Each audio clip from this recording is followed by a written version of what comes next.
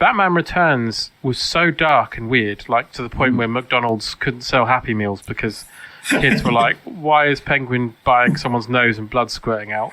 Yeah. Shouldn't he be jumping around saying pow and wham?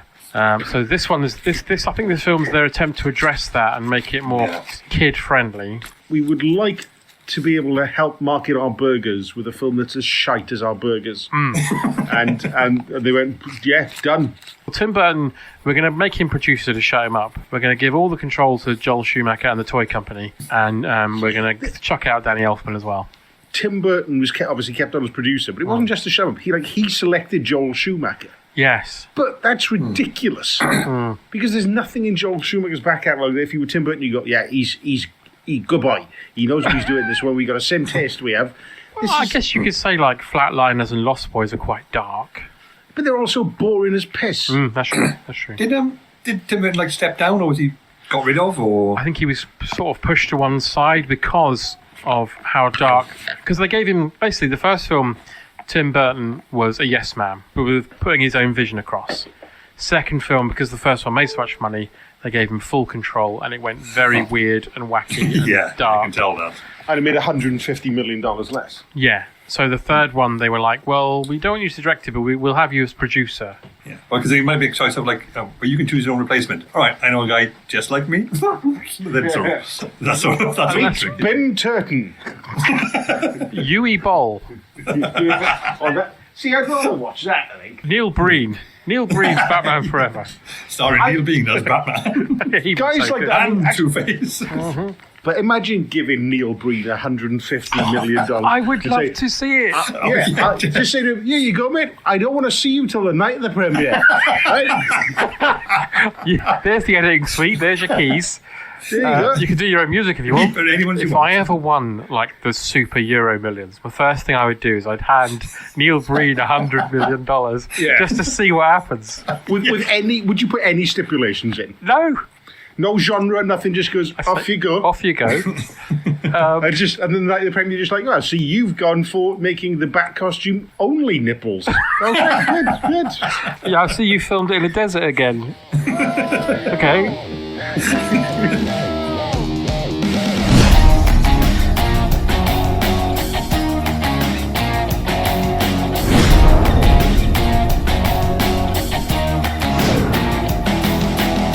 This horrible wobbly car comes out that looks like it's full of fucking Sonic Hedgehog spunk. Blue glowing stuff coming out of it. And Batman walks out, and then we get this gag. Shall I make you a sandwich, sir? He goes, I'll get drive-through. Oh. I'd like to see you going through McDonald's and that boy. Yeah. May I recommend Bat Burgers? 2 Bat Burgers, medium rare, and 2 glasses of orangeade, doubles. It's too wide for a start. You can't get around the corners. It's got those stupid wings that decapitate the people as they lean out. Oh no, first we see the bat signal in the sky and we see Two-Face. I've written here, fuck off. I have that a lot in this. I remember at the time thinking Two-Face didn't make much of an impression on me. And it's Tommy Lee Jones who was just won an Oscar, isn't he? So we know he can act, but in this one, it's like he's not even giving him. He's basically doing the Joker amped up a bit with a weird suit on. There's no actual. He's not got 2 personalities. He's got one screaming personality and a coin. Thank you. Yeah. There's no actual right at the end. The only thing is there's a moment right at the end where he has the other personality. Yeah. It's just a mental lazy performance. It is a lazy performance. And can I just add something here in Jim Carrey's defence, who I'm not the greatest fan of, but Tommy Lee Jones hated Jim Carrey making this with his famous quote, I cannot sanction your buffoonery. He said he couldn't sanction my buffoonery.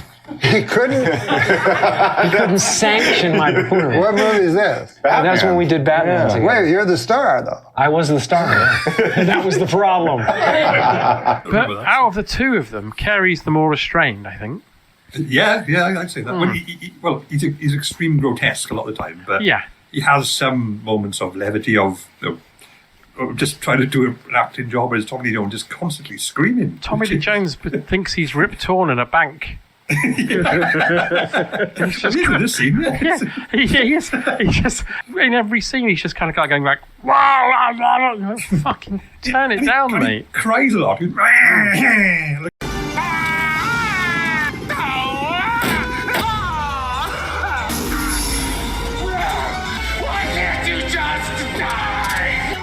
Here's a good one.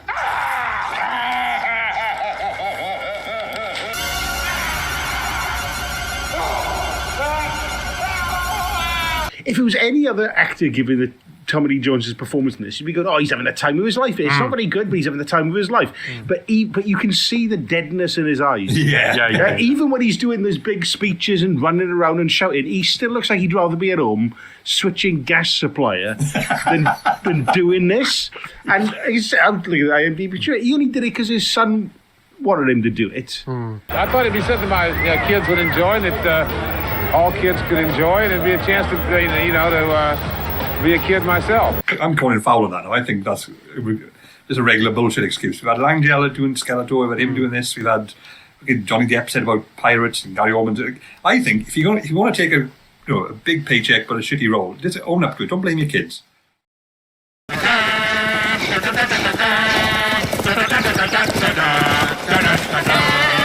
So then Batman arrives. He comes down on his line and he meets Chase. Yeah. What possible advice has she got? Oh, he's got a split personality. He's got a split face disorder. All right. Well, what does that mean? Well, she comes up with a nugget later where she says, by the way, the coin is his weakness. He uses it all the time. And Batman goes, I know. Yeah. Also, again, he just lands in. She's instantly thrown herself at him. God. And then we get the Batman going up in a lift, which he's famous for doing, using a lift. Yeah. But he does go up in the lift, and Two-Face tells his men, who, by the way, all have ski masks and eyebrow piercings. Is that like the basic thing you have to join the Two-Face gang? The guy who was giving out the outfits, okay, here's your black trousers, here's your black top, here's your black mask. Have you got the black machine guns? And the bloke with the machine guns gone, you are going to laugh. They are primarily black, but I bought the ones with the massive neon things on them. They're going to see us come in a fucking mile off. Yeah, he gets into the room and the security guard from earlier is inside a safe, all masked up. He's going, and he pulls the tape off and he goes, "It's a trap," and the door shuts. That man has been in sticky situations before, but never like this. Oh, by the way, this is the second National Bank, and this is the second anniversary of him being arrested, which is why he's chosen it. Oh my God. And he did a number 2 before he came out. It's his whole theme. Liquid starts pouring out. Oh my God, it's boiling acid. And if you look, when he says that, his mouth is saying something completely different. Yeah, no, they haven't decided what they're going to cut in. Yeah. Oh no, it's 1,000 rats on fire. It's Sue Pollard. What? So yeah, he unlocks the safe by doing the combination lock from the inside, and then fires. And this is funny. He fires his cable-y thing, and it goes all the way back, which is probably about 2 miles. Helicopter for a good 10 minutes. So Batman, meanwhile, is on a chain under Two-Face's helicopter. And here we go. All right. Already. Here we go. The opening sequence and John's already sighing. There we are. Drinking game. Every time John sighs, every time I go, oh God. Right, that's take a belt, everyone. Yeah, so he tries to get up to the helicopter and Two-Face is shooting down there. And then they think they've got rid of him, but he lands on the front of the helicopter somehow without getting cut to pieces. Yeah. And then Two-Face shoots the pilot. Well, first of all, he tells the pilot to get rid of Batman by flying through an eyewash advert display. And the pilot goes, yep. I'm pretty sure that's day 1 flight school training is don't fly through adverts for eyewash. So then we meet Edward Nigma, played by Jim Carrey, who is a researcher at Wayne Enterprises. And it turns out that Edward is obsessed with Bruce. He's a loopy. Or a wacko, as Chase says later. A lot. Yeah.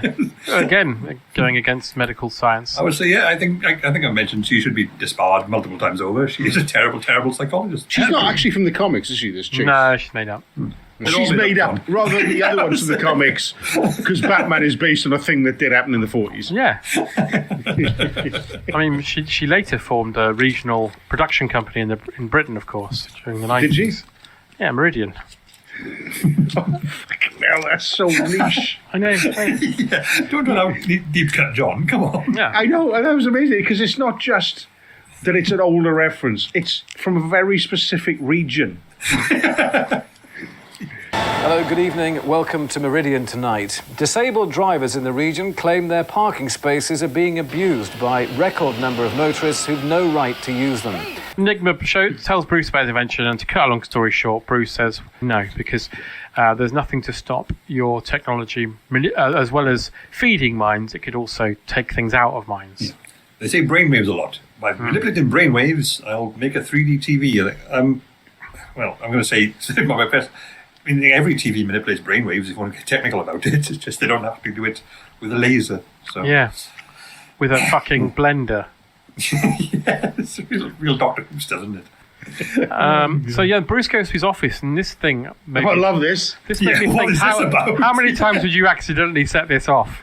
How many times would you just do it for a laugh? Yeah. Thank you. That's my thought. He sits down and he says, I'll be on it every 10 minutes. Yeah, he sits down at his chair, and then the chair. A hole in the floor opens, the chair tips him down this massive slide. I'd love that. I have a question about this, right? Because obviously it's a tube that goes from work, and we see so it's a pod that takes him to the Batcave. But the tube that he's travelling down has got luminescent lights all the way through. Yeah. Who's that for? Unless it's the poor cleaner who's every night I'm down on my hands and knees cleaning his tube. Right?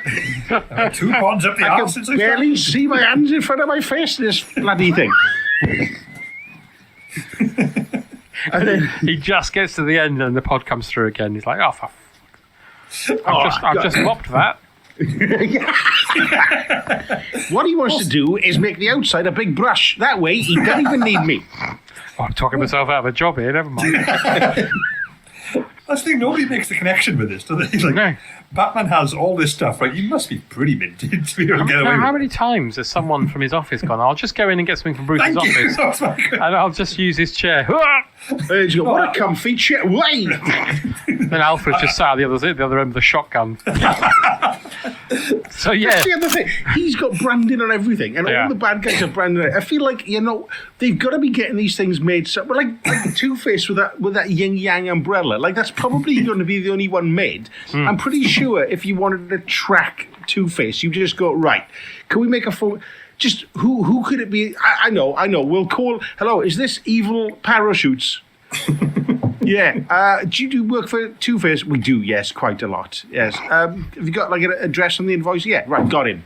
Right? He should have just bought a non-branded parachute. Yeah. They'd never find him. So Batman goes back to the Batcave because the bat signal, when he goes in his office, he sees the signal. So he races to the roof where Commissioner Gordon does the signal. And he gets there, and there's Chase in negligee. Really properly throwing himself at him, isn't it? And he says, wow. What are you doing? She says, I'm going to catch you death, you are. She says, I noticed something. Two-Face's coin's really important. He goes, I know. She goes, oh, anyway. What the fuck? And then Commissioner Gordon comes running out in his pyjamas. Yeah. I think he could have phoned someone, slightly lower ranking. He goes, can you go check the roof? But he doesn't live there. The system is, whenever there's a crime, Commissioner Gordon has to go to this building, set off the this bat signal. Batman has to go there, ask him what the problem is. He's going to go, well, there was a murder in progress, but to be honest, I wouldn't bother now, to be honest. Yeah. It's been like half an hour. Well, this bat signal literally should have been an email. Yeah, exactly. He should say that. Yeah. In the next film, in the wonderful Batman and Robin, the bat signal goes off, and then Commissioner Gordon sends him a video message. So he's obviously had words between this film and that one and said, look, you have to sort this out because it's stupid. The petrol I'm wasting. And then he jumps off the building, goes all the way down, lands in the car, and then just goes, women. I really thought after that bit we were going to cut to the outside of the thing, and then the Batmobile would just start going. And he's just like, and then it just stops after about a minute and a half. And then it cuts the back inside. And he's just like, "Ooh, Batmobile, clean my seat." And the car's like, "That's not in my programming. Clean my seat. I'm not cleaning your seat. Batmobile, clean my seat. Use your cape, you dirty bastard." Or he's Oh, look at that. Oh, you shouldn't look at you. You've got the rubber cape. Shouldn't have got the rubber cape, should you? Because it's just rubbing the jizz around now, isn't it? It's not mopping anything. You'll have to get. But it's just like, I'll get Alfred to do it. He's 82. He's 82 years old. You were at a drive home. It's 2 a.m. You're going to wake up an 82-year-old man and ask him to clean the jizz off your driver's seat. He will. That's the trouble. Yes. That's how much he loves you. He'd be straight down the back here with Swafiga and a J-cloth. I'm just saying, he shouldn't have to. Edward Nigma is working late in his lab. He doesn't do the monster mash. I was working in the lab late one night. Ed Begley Jr. comes in and says, "What are you doing?" So he knocks him out and ties him to a chair and puts the machine on his head, and he watches 3D bass fishing. I don't know what choice that was. And he's like going, "Ooh, it's bass fishing." It's like he's on the best possible heroin, like, just dribbling about be a it. big pair of knockers. That's what it should be. It's for his face to be like that. It's like, oh yeah, right. How are you going to market this product? Have you ever wanted to feel like you've got bass fish in your living room? 300 quid, right? 300 quid. I fucking would like to have a bass fish in my house now, you mentioned. How much? 300? Sound like a fucking bargain. I mean, straight down Woolworths for that. And they were still open then, ladies and gentlemen. Yes. Acceptable reference. It's a contemporary in a place reference. where their accent exists, Woolworths is still going fairly well. A fucking pick a mix and a thing that makes a fish turn up in the living room. That's what we want. So then he pushes his supervisor out the window. Also, Carrey pushes him in off his chair across like a room the size of a football pitch, and he sort of keeps accelerating. Yeah, that doesn't work for me. push him? I thought about that. He'd just bump into that window. He wouldn't go through it. I think they had Robin Williams lined up for this role. He did, yeah. Well, that's who Tim Burton wanted. Yeah, Tim Burton. I wonder how that would have gone. It would have been equally as annoying.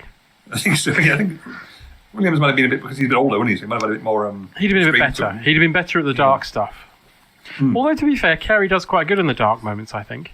Yeah, I don't think he's bad at this. I think the character is just so over the top that I don't think anyone can save it, really. But I think what they're doing with the new film is more interesting. They're making the Riddler more like a kind of Seven-style killer. Who is playing the Riddler? Paul Dano. Oh, that should be interesting. Yeah. He's fucking nutbag, so that'd be really interesting. Yeah.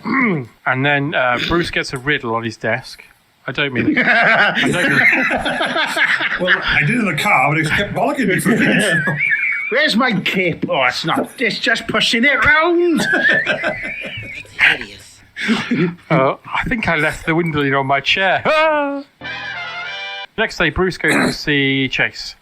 And this is my favourite bit of acting. He goes up to the front desk of this vast building. And he says, "Dr. Meridian, please." The security guard points to the left. There's a massive staircase. I think there's about 4 floors. And then he goes, "Thank you," and then goes that way. I'm like, you haven't told him where she is.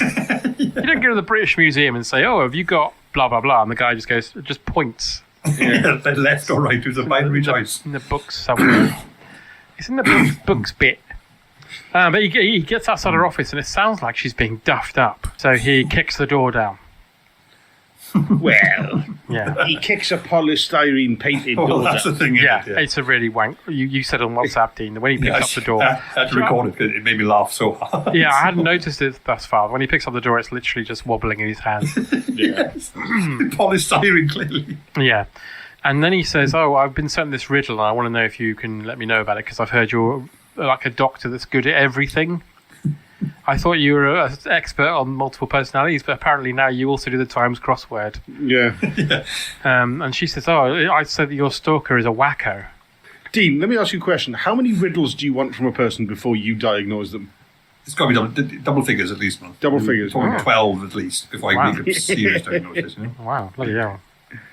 To be honest, I don't think this riddler's got 12 in him. It runs out of steam by the third one.